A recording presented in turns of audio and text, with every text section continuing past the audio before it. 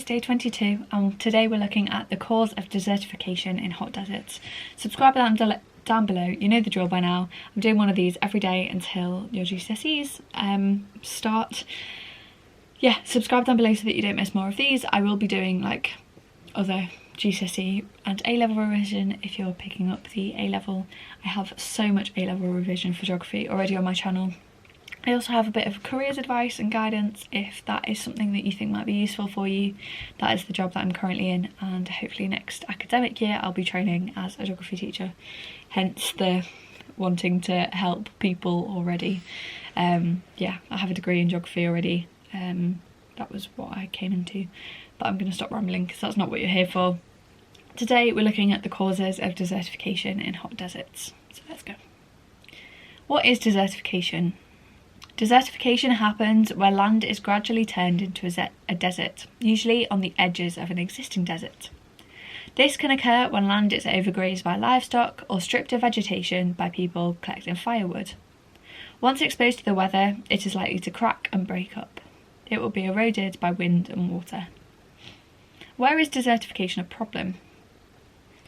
Many areas at risk from desertification are on the borders of existing deserts, for example, the Sahara in Africa. It's estimated that 1 billion people live in areas at risk. Desertification affects significantly richer countries as well as poorer ones. It's a significant problem in parts of the USA, Europe, especially Spain and Australia. What causes desertification? Desertification can be caused by natural events such as droughts, as well as human effects such as poor land management. The areas close to deserts are ecologically very fragile. Just slight changes in temperature and rainfall associated with climate change can have serious impacts. In Australia, over 40% of the 5 million kilometres squared of desert and semi-desert land has been affected by desertification.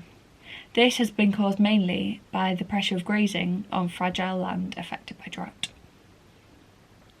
In some desert regions, such as the Sahel on the southern fringes of the Sahara Desert, climate change is resulting in dry conditions and unreliable rainfall.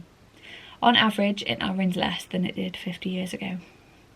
Soil erosion is also often linked to desertification. Where vegetation has been destroyed, the soil is exposed to the wind and rain, making it more vulnerable to erosion.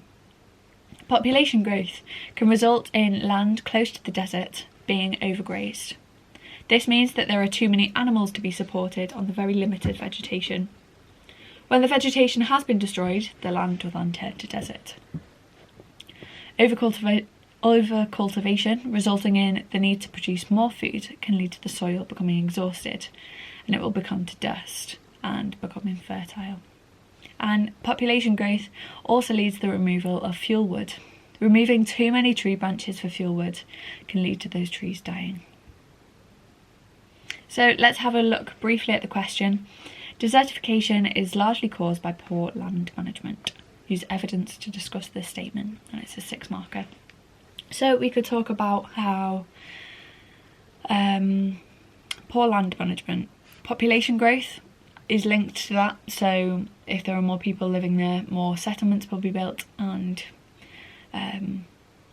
therefore they will possibly bring animals, the creation of more roads, and that will determine and often destroy the natural habitat to be able to put those things in place, which may lead to desertification. Overcultivation as well, needing to produce more food, so the land becomes infertile and exhausted because there's so much more needed. Population growth in itself, using the resources, exploitation of resources could also lead to